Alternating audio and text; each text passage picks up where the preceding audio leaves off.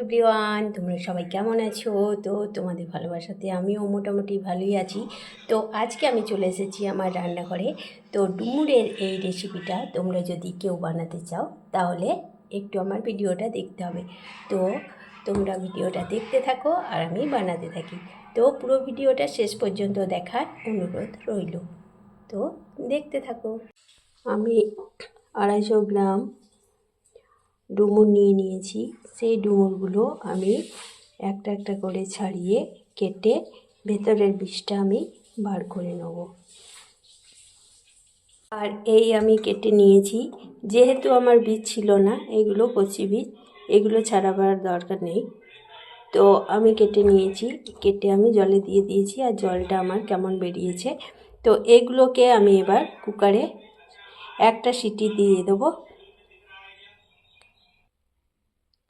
তো আমি কুকারের মধ্যে দিয়ে দিয়েছি, আর এর মধ্যে আমি একটু জল দিয়েছি আর একটু মতো হলুদ দেবো আর একটু মতো লবণ দেবো। কুকারের ঢাকনা আমি লাগিয়ে দিয়েছি, দিয়ে আমার আঁচটা ফুল আছে। আর এটাতে আমি একটা সিটি দেবো, একটা।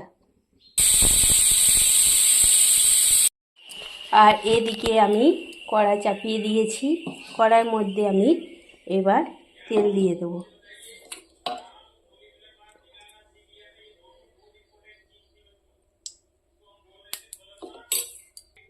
আর এই দুটো আলু কেটে আমি ধুয়ে নিয়েছি। এবার আমি তেলের মধ্যে এগুলোকে ছাড়বো। তেলের মধ্যে ছেড়ে দিয়েছি, আমি এটাকে বেশ একটু লাল লাল করে ভাজবো। তো আমার ভাজা হোক। তো আমার আলুগুলো ভাজা হয়ে গিয়েছে, এবার আলুগুলোকে আমি তুলবো। আর এইবার আমি ডুমুরগুলোকে সেদ্ধ করে রেখেছিলাম, সেগুলোকে আমি এবার ভাজবো।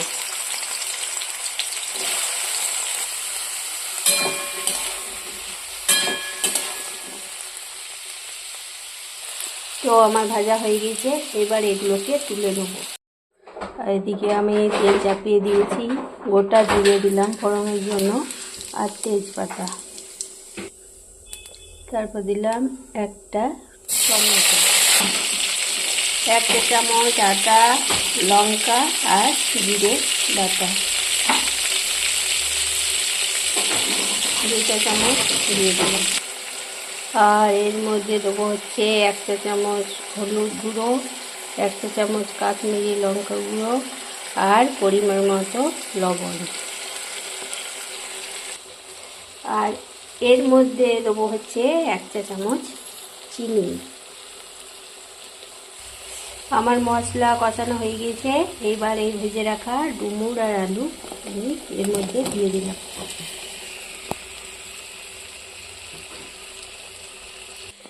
আর এদিকে আমি 1 চামচ পোস্ত আর 2 চামচ চালমগজ দানা নিয়ে নিয়েছি।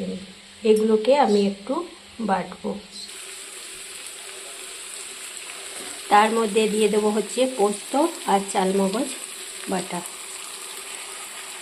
আর তারপর আমি এর মধ্যে আবার দিয়ে দেবো হচ্ছে বাটি ধোয়া জলটা।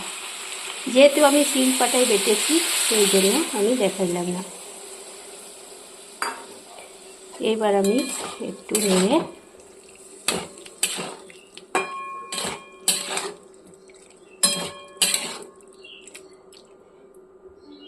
এটাতে আমি আর একটু জল দেবো, দিয়ে ঢাকা দিয়ে দেবো। আর এর মধ্যে দেবো হচ্ছে একটা এলাচ আর একটা দারচিনি গুঁড়ো করে আমি এর মধ্যে দিয়ে দিলাম। আর তার মধ্যে দেবো হচ্ছে ঘি, 2 চামচের মতো আমি এতে ঘি দিয়ে দিলাম। তারপর একটু নাড়াচাড়া করে আমি নামিয়ে দেবো। তো আমার ভিডিও কেমন লাগলো একটু জানাবে। ভিডিও যদি ভালো লেগে থাকে তাহলে লাইক, কমেন্ট, শেয়ার দিয়ে পাশে থাকবে। তো আজ এ পর্যন্ত, সবাইকে টাটা। সবাই ভালো থেকো, সুস্থ থেকো, টাটা।